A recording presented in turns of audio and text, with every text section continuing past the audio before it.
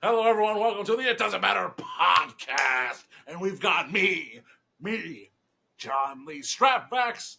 And we also have... The Dominican Dream, baby. This is Papi Platano. There he is. And we also have... I am the notorious one. I am Dom. Boo. All right, we're discussing a very special person here today, a WWE Hall of Famer. Two-time Hall of Famer, legendary professional wrestler, the life and times, the career of Big Daddy Cool, Kevin Nash. So, Dom, what do we have going on with Big Daddy Cool, Kevin Nash? Big Sexy. Well, he started out in WCW. He was a master blaster known as Steel, and that was trash. Then he was Oz from the Wizard of Oz. That was trash. Oh, baby. Then he was Vinny Vegas. How you doing?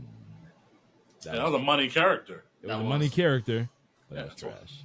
That's what Shawn Michaels got his attention. Yes. Shawn Made him Michaels- hard. Yes. Made him Diesel. God damn it. Yes. Diesel. That's Like a right. Mack truck. Oh, yeah.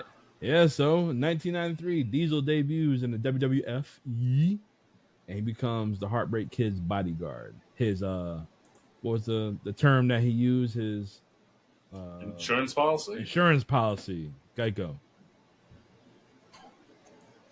Liberty. Bibbity. Oh. So we see Nash accompanying Shawn Michaels, doing the typical big man thing. Didn't really have no personality, but he was taking dudes out at that time. But Shawn Michaels, he elevated, he rose to the top, and one of the Diesel's major roles was in the ladder match WrestleMania 10, even though he got thrown out. But let's fast forward. 1994 happens, and Royal Rumble. Let's go right into that. We talked about it earlier this year, how Diesel was a made man in the Royal Rumble in 1994. This is his coming out party right here. Guys, what do you think about that? John? Well, Big Daddy Cool, a lot. It's weird, you think, pro wrestling has been around a very long time, since before television, even. And, what is most famous is the stuff or what happened while you were growing up. It just so happened that my birthday coincides, my age coincides with WrestleMania every single year. So you feel like the World Wrestling Federation was tailor-made for a guy like me. So Diesel throwing out a record number of competitors at the 1994 Royal Rumble, that's what it was called. You had, every Royal Rumble thereafter, you had to beat the Diesel number. And I think Kane would do that eventually, but that's what it was called. You were Dieseling people out of the Rumble. So that's where he made his first big impression as a in-ring force, an in-ring competitor. And he would, gain the trust of the suits in the back, Vince McMahon, Pat Patterson most likely, and Shawn Michaels, of course. And he was a competent hand, and he outgrew his bodyguard role. Eventually he started being a championship tag team partner with the Heartbreak Kid, Shawn Michaels. Two dudes with serious attitudes. And they would be the champions, and like any tag team, it would lead to their breakup later in the year of 1994. So sad. Shawn Michaels super kicking everybody. He was following the career path of that no good dastardly Hulk Hogan. Hulk Hogan can't keep no friends, and neither can the Heartbreak Kid, Shawn Michaels. But this show is about Big Daddy Cool Diesel. All right. Hey, what are your thoughts? Yeah, it's a second, John, man. When it came to the Royal Rumble, that's what really made him. I mean, you going back to the old characters, like you said, with Oz and Vinny Vegas. I think Vinny probably could have made something if they actually put the effort into it with WCW, but I guess apparently from what you hear back then, that once you're slotted into a certain role, you're done. It doesn't matter where you're going, like how popular you are. Your pay grade pretty much tells you where you're going to be going in the marquee or anywhere on the card. So that was a fail on WCW because they had a big guy, a very athletic big guy, which reminded me of somebody who they said would never make money, who was an Undertaker. Yes, He another was big not. guy. Yes. They just made a big mistake, man. That guy can actually talk. He wasn't one of my favorites, obviously. In previous podcasts, I've said he wasn't my guy, but the guy was very impressive, very athletic, and the Royal Rumble itself, when he eliminated all those people, just made an impact on most guys that were just like, oh, this guy's actually going to do something. So it was actually a good move on them to start with something like that.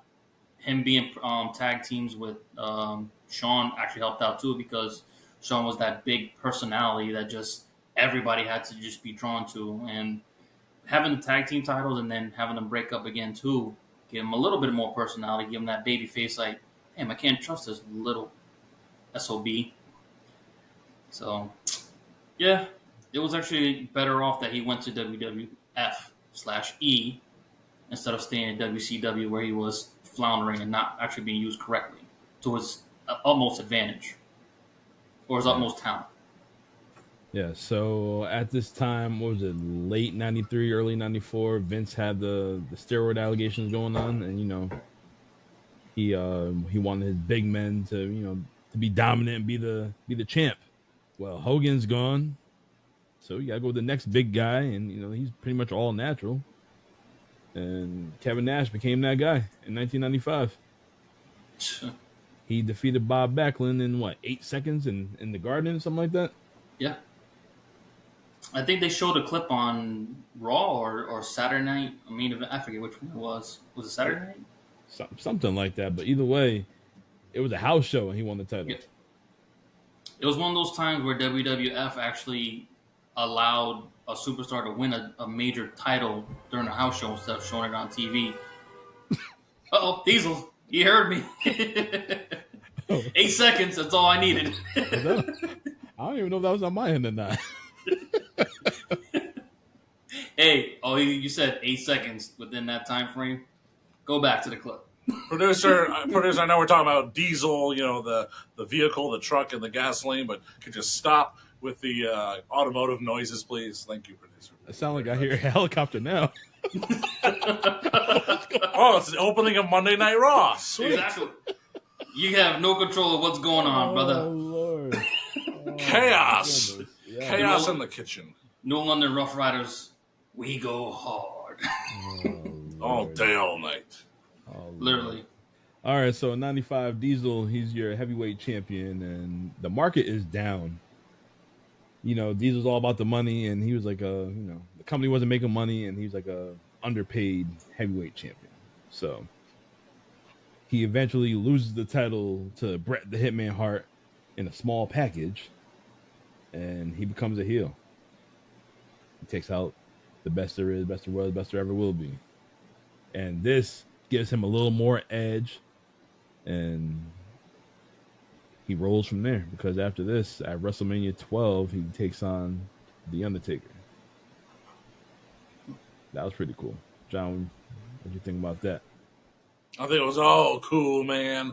Diesel, Razor Ramon had an Intercontinental Championship match at SummerSlam 1994. Diesel, I don't know, one of them was the Intercontinental Champion, but Diesel was an Intercontinental Champion. By the time he beat Bob Backlund for the championship, he was a Triple Crown winner, the only title that they could give. They only had 3 belts back then. Imagine that. Grand Slam. Yes, Diesel was the longest reigning WWF champion in the 90s up until the early 2000s. A streak broke by John Bradshaw Layfield, and he was the longest reigning champion, but he's also the lowest drawing champion. It was a bad time for the wrestling business. Both companies, perhaps. WCW did shoot off Nitro that year, but hey. But yeah, this is Diesel was the champion all year long. Then his outgoing programs as he left the WWF were losing to The Undertaker at WrestleMania 12 at the Pond in Anaheim. And then his final match, somehow that gave him number 1 contender status as he faced Shawn Michaels for the World Heavyweight Championship at In Your House, Good Friends, Better Enemies. And, of course, that would lead to the curtain call in Madison Square Garden, and then he would show up on Nitro not too far long after that. And this is where it gets real. We get Scott Hall coming through the crowd. Hey, yo, you know why I'm here? You know why they sent me? Whatever he said. Say it, Abel. Hey, yo, you know who I am, Yeah, but you don't know why I'm here. Hey, yo. Apparently, he's Vince Russo on Dark Side of the Ring, episode 4. Bro. I guess That's two. They said, and who killed WCW? Vince Russo said, bro, 353 times, something like that. That'll kill my perspective on the show, bro. 1 episode, bro.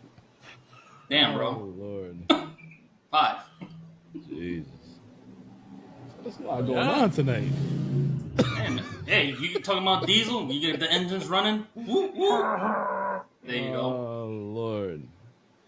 All right, so Kevin Nash is in WCW with his boy Scott Hall, and there's a hostile takeover. He's powerbombing Eric Bischoff through through the table, through the stage. Yep. They go on backstage. They beating everybody up. Rey Mysterio, poor Rey Mysterio, adios mio, getting thrown like a lawn dart. And, not knowing that these guys, well, real fans know, but not knowing that they were signed to WCW, they were playing like they were still WWF guys at the time. And, yeah, because apparently some of the guys in the back didn't know if they were really signed to WCW at the time, even though some probably were on the in on it. But there were a couple of lower tier guys that were probably like, are we really getting invaded? Like, we're just allowing this shit going on? Well, you have to take yourself back to that time where the infamous Brian Pillman tucked some strings and got out of his WCW contract by fooling Kevin Sullivan and Eric Bischoff. So the shenanigans never ended early in the Monday Night Wars. So that's why, there's that era of believability where Kevin Nash and Scott Hall really signed. Were they really working for Vince McMahon? No one knew.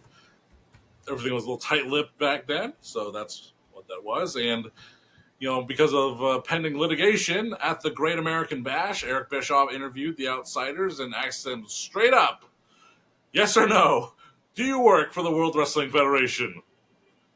No. No.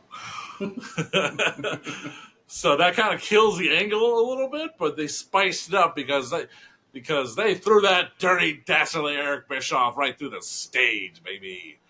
And that would lead to a mysterious 6-man tag team match at the Bash at the Beach. The hostile takeover. Yeah, PS1 graphics. Probably one of the most infamous moments of all time, man.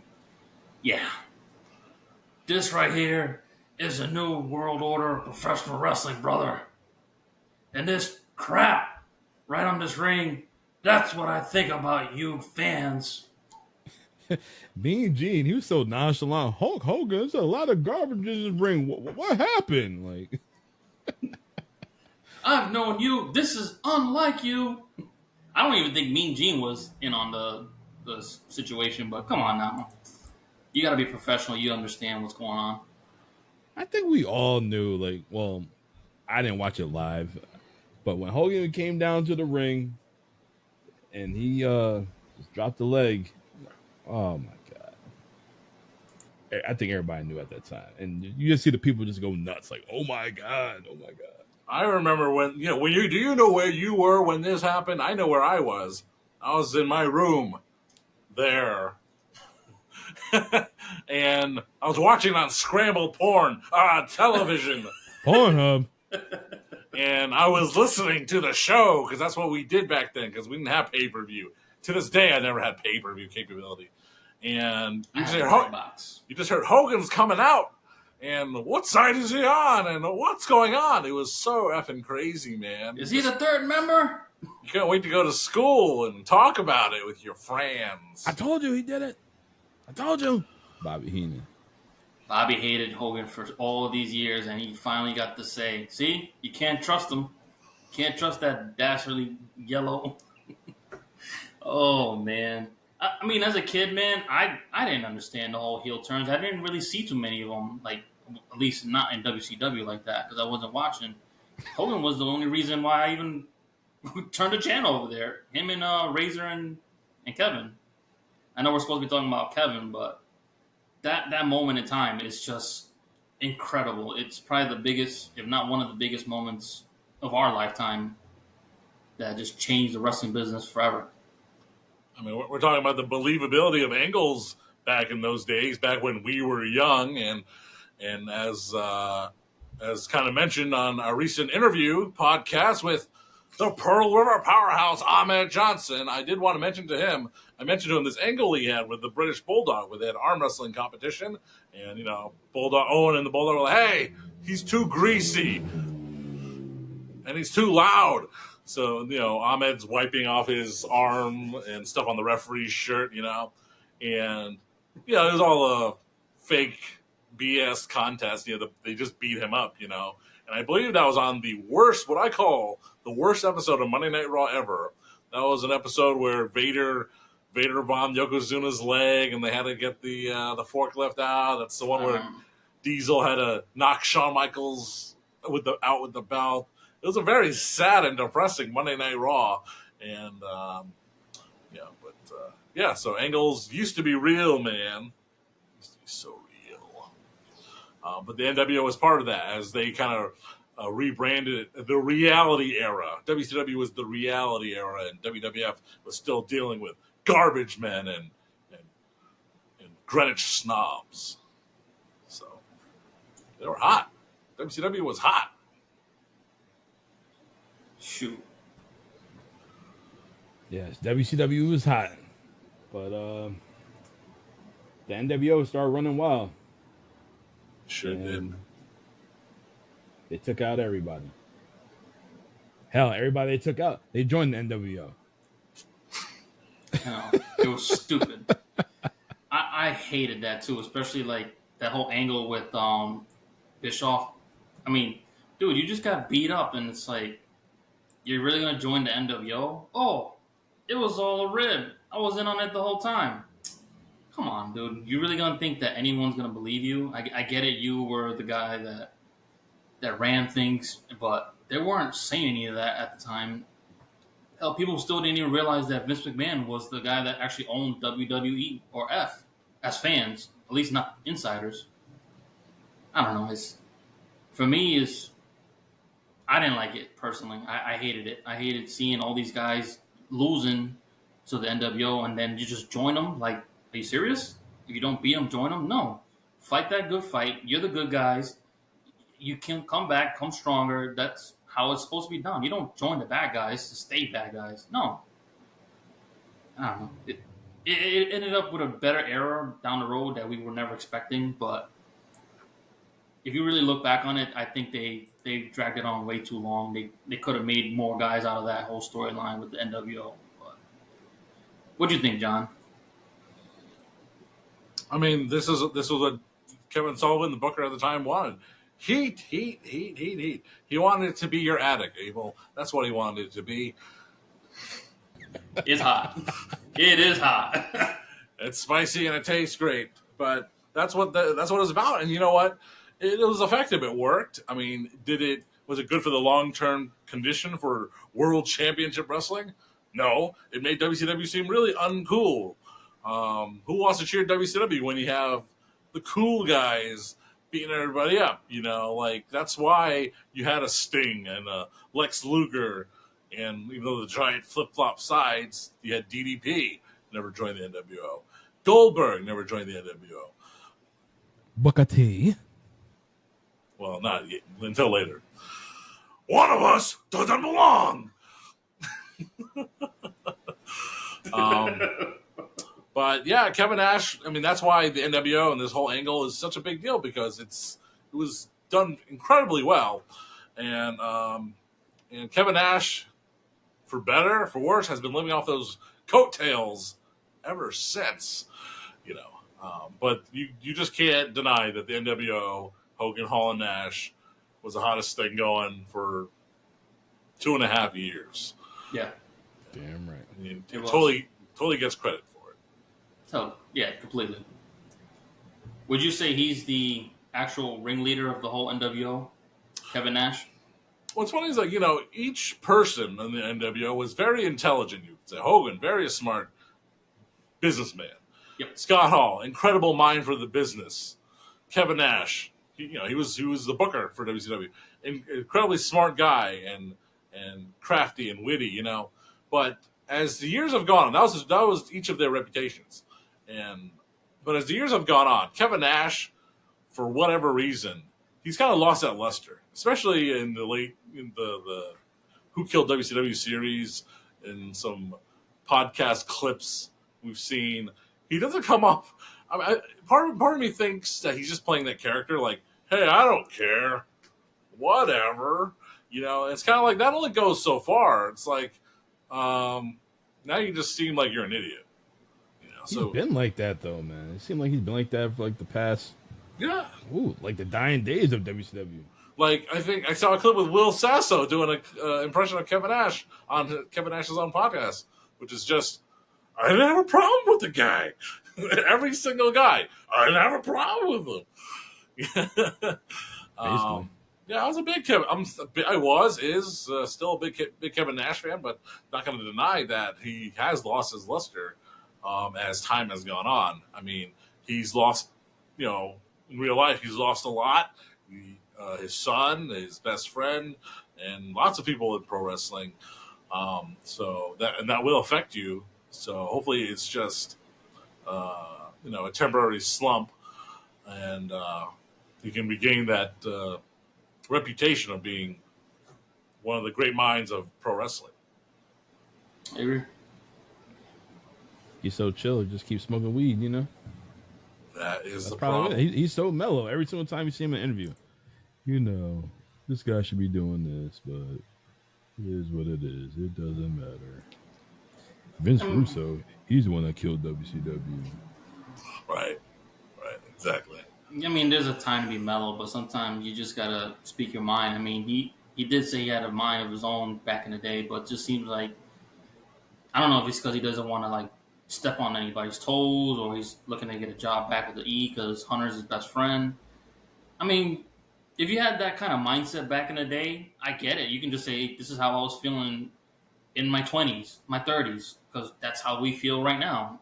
We feel a certain way at a certain point in our lives where we feel like we're untouchable and nothing's going to stop us. And then the older we get, the more experience we get in the world, things change. It's like, okay, I see why so-and-so did this or why we should have done that. Kevin Nash doesn't care, though. You know, like you said, he's all about the money. Everything, at the end of the day, that's what it's all about. That's why he went to WCW. And, you know, he just did it. He went back to WWE for the money. I mean, I don't blame him. I mean, with that line of work, your body is just, it goes through hell. You don't know when your next paycheck's going to stop. And, hey, get that bag, man. Even if you're just sitting there just talking. A lot of guys don't understand that, hey, your character alone could get you a lot further than the matches you have in the ring. He had a really strong character, even though it wasn't my cup of tea. He's still making money, just showing up being Kevin Nash. Big Daddy cool. Hey, Strap Facts question. When he jackknifed the Giant, did he legit break his neck, or is that just like storyline? That was terrible. I really do think it was an accident, and they just turned it into storyline. I don't know how. I mean, hey, listen, man. Steve Austin got cranked on the neck, and he had, 5 more years in the business. The Big Show, Paul White, no BS, Paul White. If he really did get hurt, man, he didn't show for the next 25 years. You know, his knees maybe, but not his neck. So I think he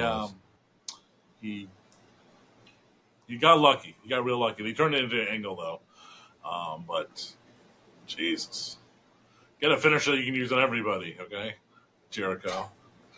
That's why Jericho keeps elevating. You keep the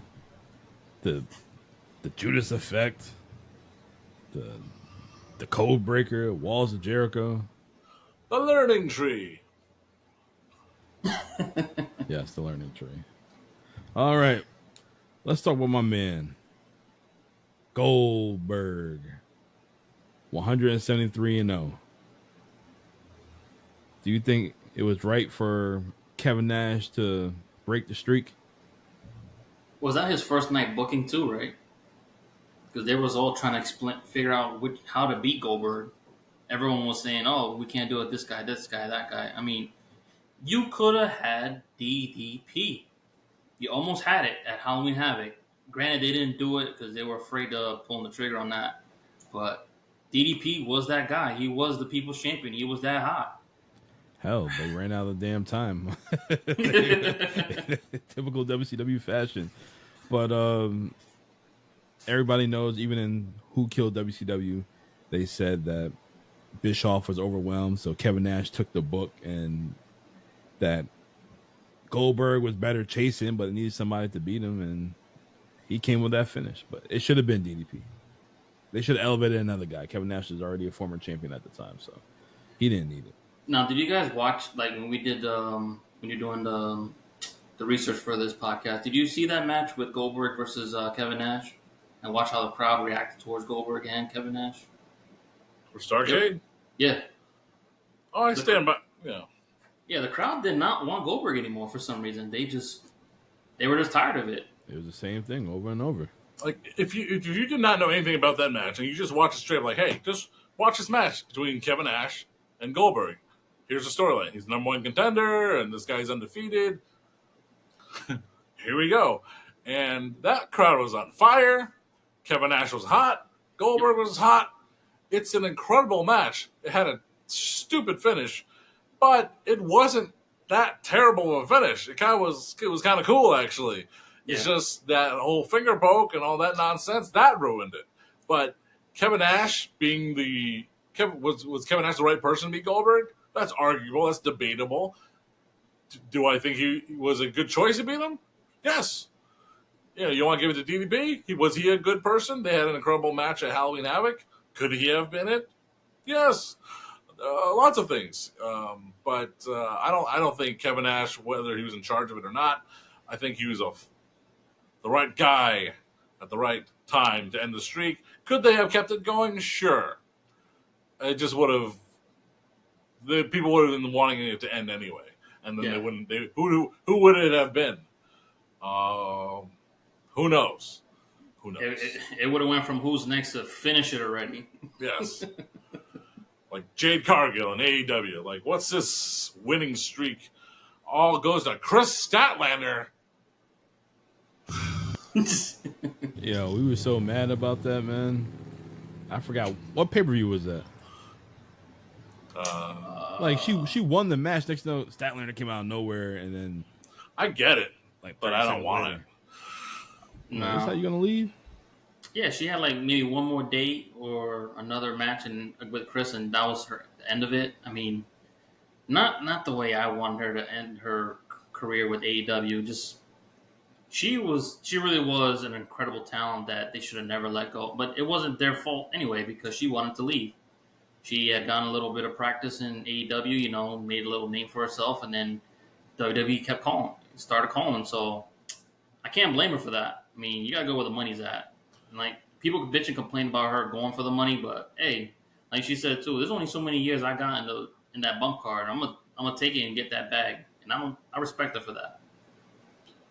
AEW gave Jade Cargill a platform to be a superstar that WWE just took and expanded upon, but it's not something WWE would have ever given her from the jump. No. Never. No. So Hawk 2. What a rush. Yes. The only meme I do like. Hawk. Animal. Twa. Hawk Twa. But anyway, so yes, this will lead to the finger poke of doom and the NWO Elite, black, red, white, blue, orange, sunflower, daffodil, and that whole angle would just disappear up in smoke. A few months later, Kevin Nash would beat Diamond Dallas Page for the world title at Slamboree. Then he'd have a summer program with all sorts of people, including the Macho Man, the new and improved Macho Man Randy Savage. Ooh, yeah. And we would finally get that one-on-one matchup between Hulk Hogan and Big Daddy Cool Kevin Nash. And Kevin Nash was like every Hogan opponent you've ever seen. He went down to the big boot and the leg drop, brother, and he would retire, but then he would come back once Vince Russo took over the book later that year. Jesus. We should definitely revisit. No, thank you. Bash at the Beach, 2000. Bash at the Beach, 2000. Oh my God, who drove the Hummer, Dom? What, you said 2000? 2000? That's when Hogan laid down and Bischoff came out, cut the promo and all that. Oh, Jesus. That bald server. Go fuck yourself. That's all right. Yeah, he did say that.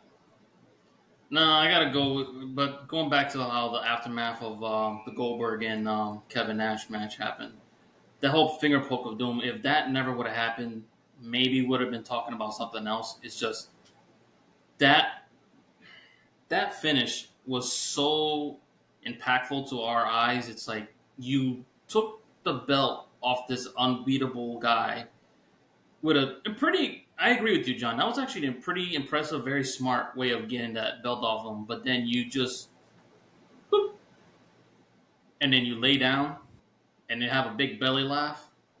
I'm sorry, I get it. I think they did the same thing with Shawn and Triple H. With they want to get the European title. That was more haha. That wasn't like Massachusetts. That wasn't that wasn't a main title. So that one they can let them get away with. But this is a major show, a major title, and then you just pull this stunt. It just screams basura. Well, that was their downfall. That finger poke of doom and don't change the channel. Formerly Cactus Jack over here in World Championship Wrestling, known as Mick Foley. He's about to win the title. That put butts in the seats. Literally, once they did that, that was it. I was like, a tape show. They're gonna respond to a tape show. That's what happened. WCW goes downhill, and then when it comes crashing down, it hurts inside. That's what happened. And Mick Foley's winning the title on the other side. You're gonna change the channel. Change the channel. Mick Foley was hot. He was on a roll at that time, and he was our quote-unquote people's champ. Well, let's fast forward a couple more years. So WCW goes out of business, and then we get the invasion. Diesel.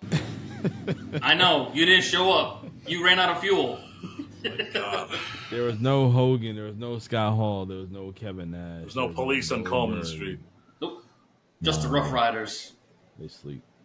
But when Nash, Hall, and Hogan finally do make their appearance, wasn't that No Way Out 2002? Yeah. Yes. Yep, that's when they made their appearance. And so we're on the road to WrestleMania. We get Stone Cold Steve Austin going against Scott Hall. We have the most electrifying man in all entertainment going against the immortal Hollywood Hogan. And we have Kevin Nash backstage icing his knees. John, how come Kevin Nash didn't have a match at WrestleMania? I've had this very question myself, and my only theories are that between the two, Scott Hall was the better worker of the two. Scott Hall had been wrestling in Japan. He was showing up and showing out, and he was the better worker. That's what Austin wanted. He wanted to wrestle the better worker, even though Kevin Nash was more of his personal friend. Alternatively, Kevin Nash being Scott Hall's second at WrestleMania was insurance, was backup. In case Scott Hall didn't make it, then Kevin Nash could step right in and face Steve Austin, which I think was a bigger draw. So it's still mind-boggling. But, yeah, it was just, Stone Cold did have the first opportunity to face Hulk Hogan. He turned it down. He didn't want to look bad against Hogan. The Rock didn't know what he was getting into. But it turned into one of the more amazing moments in WWFE history. But yeah, so Kevin Nash would just they would have some action. He would get involved in the match. He would get stunned. They would come out after the Hogan Rock match and do a little beat down and a little heat and run away. And Kevin Nash would continue to be a part of the NWO and Monday Night Raw for a couple of months until Homeboy got injured. Tore his quad like his friend Triple H. And that would lead to the end of the NWO. Jesus. Yep. All right, so that was 2003, right? When he got hurt? No. Triple H. What? Triple H got hurt. Triple H? Yeah. Triple H was 2001. 2001. Yeah, he missed the Alliance era. Yep. Future cast, you want to talk about a fascinating 365 days of one person's career going up, down, and all around. That would be Triple H in 2002. Coming back from injury, Madison Square Garden, jean jacket, leather jacket at the same time. Big Pop wins the Royal Rumble. Literally, Phil Brooks, main events, WrestleMania. Okay? Loses the title to Hulk Hogan 1 month later. Turns on his best friend, who is the Heartbreak Kid, Shawn Michaels. Okay? Gifted the World Heavyweight Championship and begins a reign as the most hated heel in WWE for the next 2 years. That's Triple H in 2002. One guy. 3 letters. Triple H. Coming soon. Woo! Yup. Anyway. All right, so back to Kevin Nash. So, That's right. All right. Triple H got hurt, came back. Kevin Nash, he had a little run, and it was nothing serious. Then he left briefly, right? And that's when he went to TNA? Well, Kevin Nash, he would come back the next year after WrestleMania 19. He would be in that Backlash from Worcester, Massachusetts that we reviewed on the It Doesn't Matter podcast. Check the archives. And he was in a 6-man tag, and then he proceeded to face Triple H in a Hell in a Cell match for the world title with Mick Foley, number 1 rated Mick Foley as the special guest referee. Oh, my. And his, excuse me, he Gotcha. would, there's a cough button. He would go to the 2003 Elimination Chamber, having lost a hair match to Chris Jericho the week before.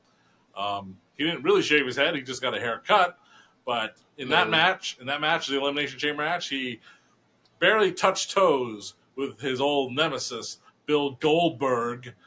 But he got eliminated, and that was it for Kevin Nash for a while. Now, was that the Elimination Chamber where Triple H won? Yes. That was Goldberg second. should have won. Yeah. My man Goldberg went hot in that match. Yep. He was taking everybody out, went for that spear. Triple H, boom, sledgehammer. It would mean more if he beat me later, 1-on-1. Did I know you at that time, Dom, when that happened, or was it after? We knew each other. 'Cause I think I watched that at Paul's crib, your platform podcast, Paul Martinez. That was 05? Yeah. Oh, 3? Oh, No. 03, okay. I wasn't in town yet, so we hadn't met just yet. Well, we talked about it. Yeah, we talked about it. A lot of memories, man. Everything just blends together. Who put you in there? Yes, sir.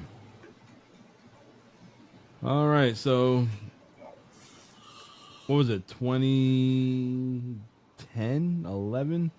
He started feuding with CM Punk, but that never happened. Hold on, you're skipping over TNA. That's TNA. John's part. If that's John's part, if you want to. Oh, that's my TNA. part. Kevin Nash, like many wrestlers, there's only one game in town. That was the WWE. Alternatively, there was TNA wrestling, led by good old Double J Jeff Jarrett, and they ran through lots of people. They had the Jeff Jarrett era, and they had Christian Cage coming in, being a big solo superstar, and then there's the shock. Christian Cage winning that was a shock for me because they never treated him like that in WWE, and then you actually seen a different guy. Nothing compared to what he's at right now, but you actually seen a superstar that you never expected that showed up in a different company. He was the first. Are you just saying that because you heard him on Chris Van Vliet? No, I didn't even listen to that one. Did I? It was a good one. Oh no, I'm right. No, I did listen to that.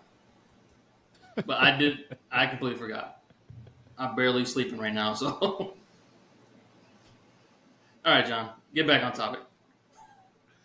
But Kevin Nash did not, early on he challenged Jeff Jarrett for the NWA Championship, and he didn't win it. Later on, the most notoriety he got in TNA wrestling was joining the X Division, because on the advice of Scott Hall, you gotta hang out with the young kids. Got to get over with the young guys. So Kevin Nash hung around the X Division, hung around with Alex Shelley, and they had the I Spy Productions, and they had a lot of very, very funny vignettes. If you can find them all, someone did a compilation of them on YouTube. You can find them; they're really funny. They had the Paparazzi Championship Series, the PCS, involved Austin Aries, Sanjay Dutt, Jay Lethal, Low Key. So what? Okay, if I can remember correctly, it's like Jay Lethal goes up to Kevin Nash, like, "Hey Kev, why don't I get this, or why don't I get that?" Blah blah blah blah, and Kevin Nash just says, "'Cause you're black." Oh my god! But Oh my god! You can he see said that on TV. Hey, it was a different era. Oh man, you can't get away with that. They're talking to Sanjay Dutt. It's like, you want to keep this up, or you'll just disappear forever. You'll go to a place no one will ever remember, like India. Hey, that thing was full of hilarity, if you ask me. So what year was this again? It has to be 07. 05, 06. Close. Kevin Nash, or 07, yeah. Kevin Nash in the Paparazzi Championship Series, Kevin Nash in the X Division. So he was having fun. He would be in TNA and throughout the next many years, and he would reunite with X-Pac and Scott Hall randomly. He was part of the Main Event Mafia, right? With Steiner and Booker and Sting and Kurt. And then they left TNA. He came back to the WWF at the 2011 Royal Rumble, the largest Royal Rumble for a long time until Saudi Arabia. We was there. And Booker T and Big Daddy Cool Diesel made a return at the Royal Rumble. It was hot as shit. Yep. Yeah. And later that year, 2011, or 2012, Kevin Nash would begin a feud with CM Punk, but due to health conditions, they were not able to complete the feud. Kevin Nash would complete that feud with Triple H at the December pay-per-view of 2012, or if it was Armageddon or something else, where he was in the pedigree position. He fell too quickly, botch, and that would be the sledgehammer match that Paul Martinez of the Your Platform podcast was referring to on the upcoming brand new series. Tell him, Don. Yes. IDM fans, I am bringing to you Wrestling That Made Us. We're going to go take a deep dive and we're gonna relive moments and matches of what made you a wrestling fan. I just had my man Paul Martinez hit me up. He wanted to be on the show, so we took it back to 2002 SummerSlam, the greatest SummerSlam of all time. That's my opinion. We reviewed that in week 26 of the It Doesn't Matter podcast. Check the archives. You want to listen to the full show, but we talked about him being a fan and how how the whole story began, how Shawn was gone for 4 years with a back injury, made his return. Triple H was the big bad, big bad guy, the big bad heel at the time. And Shawn didn't have he didn't come for a wrestling match. He came for a fight. He brought the fight. He got the win with the roll up. And then Triple H did that dastardly thing that he does with the sledgehammer, take him out. And this is only supposed to be a one-off for Shawn Michaels. That one-off lasted, 6-7 years later? He made a second career out of it. Yes. And still to this day, I still say his second half of his career was better than the first. That's my opinion. We're going to be talking about Shawn Michaels later on this month as well, but it doesn't matter right now. Check out Wrestling That Made Us. Coming soon. Yes. Boom. All right. Yes, sir. That was Kevin Nash's last match, I believe, in the WWE. I would see him on an independent show here or there, and I would see him in a Magic Mike movie there or there. Did a great job, Tarzan. Did he have rhythm? And blues. Balls, that is. No. But Kevin Nash would induct Scott Hall into the 2014 Hall of Fame, and the very next year, Shawn Michaels would induct Kevin Nash into the WWE Hall of Fame of 2015 in Santa Clara, San Jose, actually at the HP Pavilion, the SAP Center in San Jose. I was there. That was my last Hall of Fame. I was there as well. Then Kevin Nash joined as a two-time Hall of Famer in 2021 or 2020. He was one of the pandemic Hall of Fames, and he went in with Hogan, Hall, X-Pac, the four of them, the NWO. So two-time Hall of Famer Kevin Nash. And, that's the history of Kevin Nash in pro wrestling. We glossed over a few things, but that's him in a nutshell. And we've already talked about how influential he was as part of the NWO and his great career in the WWF as Diesel and coming back. So let's have some fun, fellas. Here we go. I'm going to ask you all some questions. Ooh. Favorite version or favorite era of Kevin Nash? You have Big Sexy Kevin Nash, WCW. You have Big Daddy Cool Diesel, or you got the silver hair Kevin Nash and TNA. We're going to start with Platino. Who you got? Give me Big Sexy. That's when he actually was on his shit. He was actually making a name for himself, and I know the Diesel character, he was champion and he was a main eventer, but the Big Sexy and WCW, that's where it really made him. That's what really showed out and had his character just to new heights that he hadn't seen before. Because he even asked, I guess he said in a previous interview that he asked Vince, "Hey, what can I do to be more valuable to this company?" And he said, "Nothing really. You're doing everything you can." So he said, "Fuck it, getting paid, going somewhere else." And I don't blame him. All about the money. You got to do it, man. When you got a family, your priorities change. And as a new father, I understand why you got to go for the check now. It's all about the check before the kid. Hey, I'm not beating myself up like that no more. Maybe. John, what about you? It's a tough one. I mean, I just love Diesel. I love the character. I mean, again, I got into wrestling in late '95, which was past Diesel's prime. But I guess somewhere I knew about what was going on. I just thought he was really cool. I loved the whole thing. And it's almost like a game of trying to find something that's not there, because you're trying to look for good Diesel matches. They don't exist. Like he's not that great of a wrestler. No matter how hard we try, you end up finding just matches with him fighting the $1 Million Corporation, Bam Bam, Tatanka, and Sid. It's like, these are not great matches. So would he have great matches? Would he have great moments? I mean, yeah, a couple. If you want to watch some, if you want to like say top 5 Kevin Nash matches, you'd have him and Diesel versus The Undertaker at WrestleMania 12. You could throw in that Nash and DDP at the Slamboree when he won the title. Yep. You can throw in him and Goldberg at Starrcade. 1 and 2. He did have another match for Goldberg, which actually was pretty decent. Not at Starrcade, though. No, you're right. Yeah, it wasn't that. Yeah, you're right.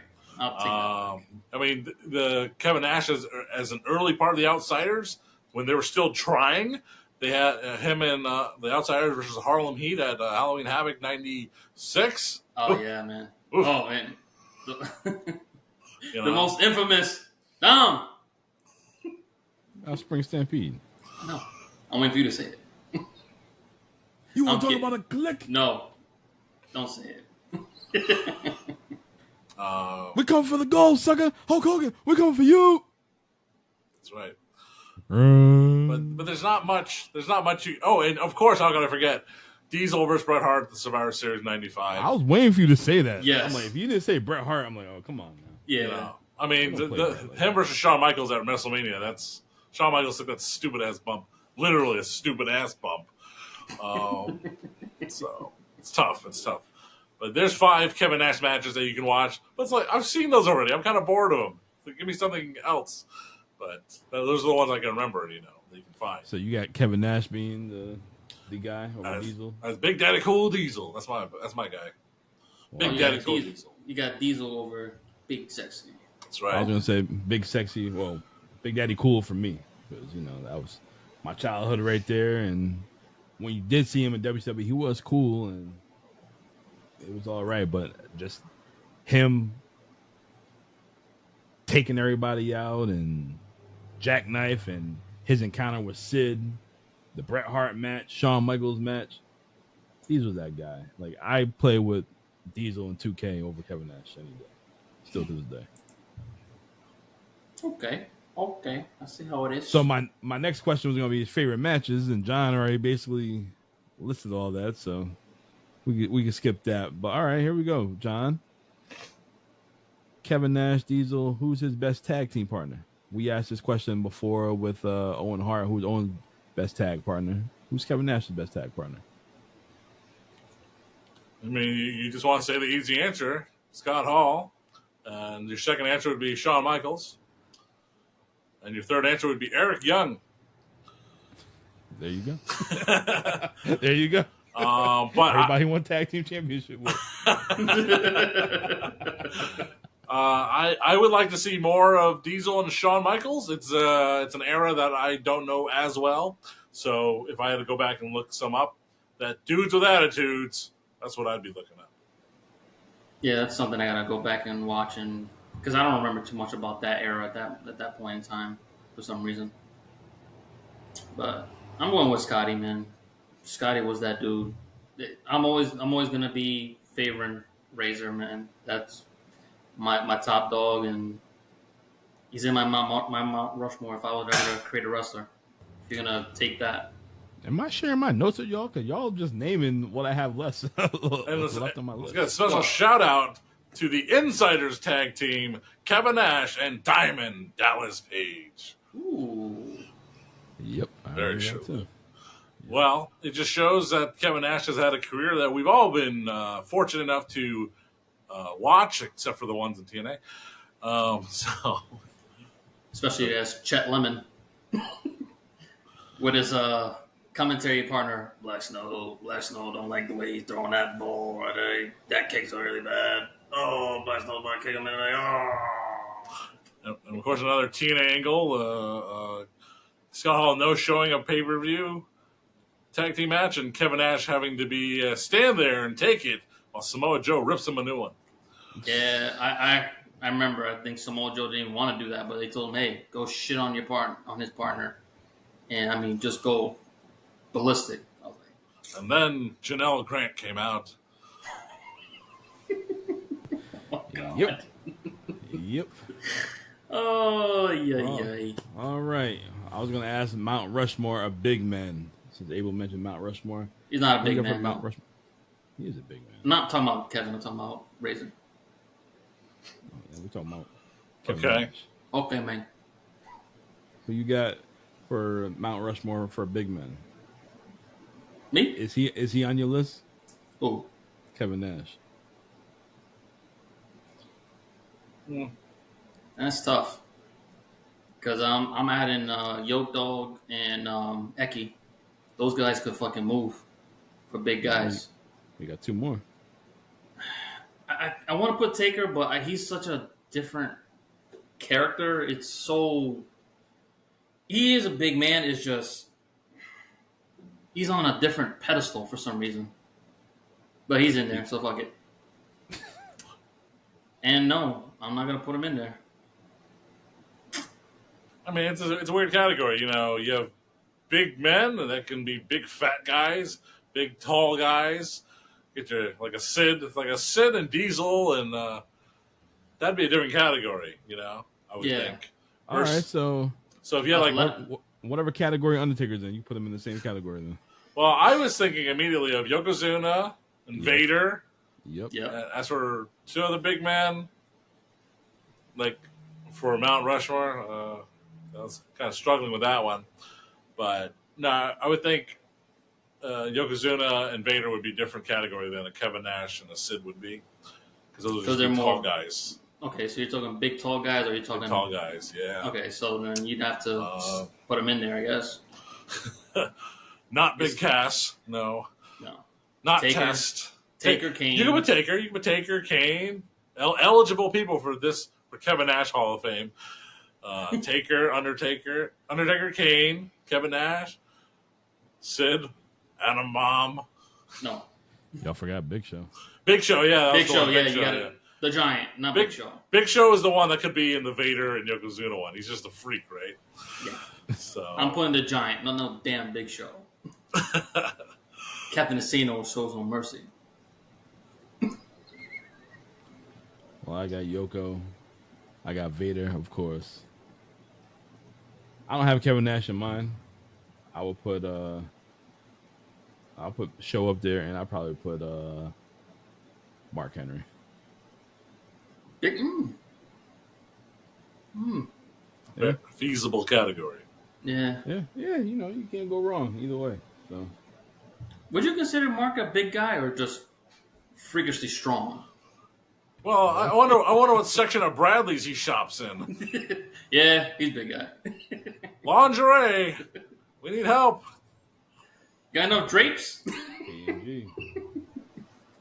Nah, just no bullshit though. Yeah, I can't believe I didn't put Mark in there, man. That's my dude. And you a Mark Henry guy. I know. I just don't consider him a big guy. He's just a strong fucking guy. Well, he ain't small. No, but he's not tall either. Oh man! All right, last one, John. Dream match: Kevin Nash and who, or Diesel and who? Well, it was Diesel versus a guy that stole his style, so much so that Diesel, Kevin Nash, changed his own style and found out, fuck it, I don't care how many people wear this style, I'm wearing it. This other one looks terrible. It would be Kevin Nash, Diesel, versus that former Motley Crue bodyguard, Andrew Test Martin. That's a good one. That'd be a good one. That's a real good one. All right. What about you, Platinum? I'm going to go the opposite route. I'm going to have somebody bumping around for him. And I'm not going to have anybody you probably think, but you know what? I'll have AJ Styles go against Kevin Nash. I don't know if they ever fought in TNA, but especially AJ Styles right now, you don't want to have Kevin Nash bumping at all. He's just going to sit there and just beat the hell out of AJ, and then all you need is one or two moves. AJ's going to pull a phenomenal forearm or something, or a calf crusher, boom, 1, 2, 3, game over. You thought I was gonna go Kenny, but nah, I leave Kenny out of this. Okay, who? Shamrock? No, Omega. Oh, like I wasn't thinking that whatsoever. I thought about Ospreay too, but I think that's a different category. I don't feel like it would work his style. But the way Ospreay's been selling lately, he'll probably figure something out. You must be playing 2K. Giants versus cruiserweights. It's the best matches ever, man. But I want some muscle, some big meaty man slapping meat. So give me Kevin Nash, and give me. Let's see. I'm gonna catch you all off guard. It'll be interesting to see if he could do it. Kevin Nash and Ryback. That would be a guy he would wrestle. So Yeah. Give me that. give me that promo. Give me that Ryback promo. Oh, God. It's gonna go like this. Oh man. Just as an Unsolved Mysteries update, AJ Styles versus Kevin Nash for the TNA Legends Championship, only on Daily Motion. Well, gotta change my answer now. There you go. Tis but a dream. Jesus. Oh, Kevin Nash, hell of a career. He had Match of the Year in 1995 at WrestleMania 11 with the Heartbreak Kid, Shawn Michaels. He's Wrestler of the Year of 1995. He was number 1 in the PWI in 1995 out of 500. What'd that get him? Bad knees. Oh. He's a 2-time TNA Legends champion. He's a TNA Tag Team champion with Showtime, Eric Young. He's a 5-time WCW champion. He's a 9-time WCW Tag champion, 6 times with Scott Hall, 1 time with Sting, and 2 times with Diamond Dallas Page. He's a WWF champion. He's an Intercontinental champion, and he's a Tag Team champion with the Heartbreak Kid, Shawn Michaels, and he is a 2-time Hall of Famer in the WWE. Ooh. How you doing? Hell of a career for Super Shredder. Yes. The best role. And the Russian guy in The Punisher. Yeah, I forgot about that. Yeah. You know, that was actually, he actually did get stabbed by a real knife at that time. That's terrible. Yeah.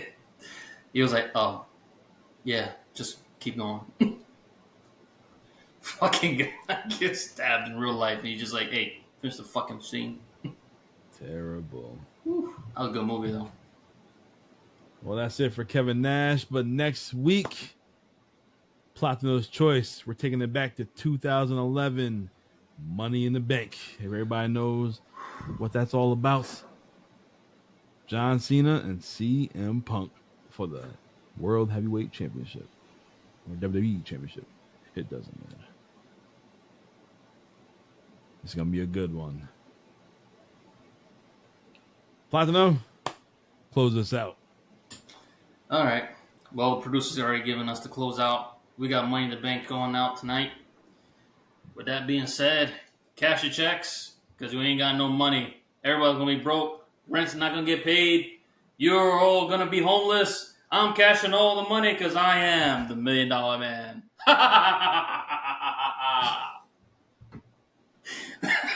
Oh, this is Bobby Platino here with Strap Facts and the Notorious One, Dom.